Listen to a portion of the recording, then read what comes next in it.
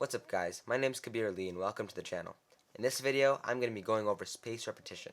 What is it, how does it work, and how can you use it to improve your note-taking workflow? This video is actually part of a two-part series that I've created about taking notes. Part 1 is actually about how to take the notes, and this part, which is part 2, is about how to study the notes. You can watch either part first, but I recommend watching that first part of the video just so you have a better understanding of some of the different terms that I'm going to use in this video. You can find that video right here and also down in the video description if you want to go check that out first. Alright, let's get into it. So now let me explain what spaced repetition is. Essentially, the first time that you learn a concept, you have 100% retention of that concept. You know all the information right away. The next day, you're going to have lost a lot of that information. So you'll only have about 50% of the information. And this continues on. So on the third day, you'll only have about 20%.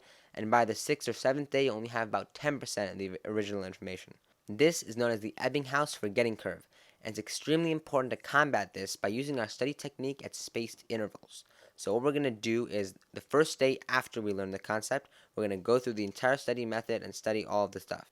The next day we're going to take a break, and the day after we're going to go through again and do all the questions and move the colors accordingly to if we get it right or wrong. Then we're going to wait another few days until it's been 6 days total since we learned the content originally.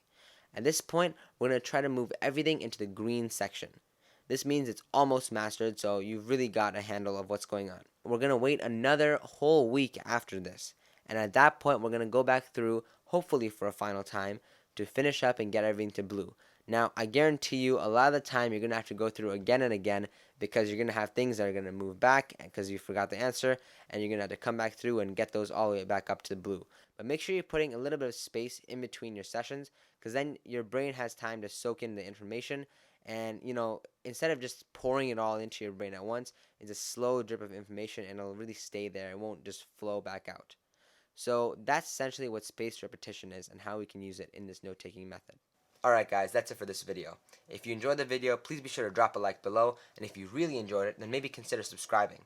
I post videos about medicine, productivity, technology, and science. So if you're interested in any of those different things, please be sure to check the channel out. Thanks for watching, and I'll catch you in the mix.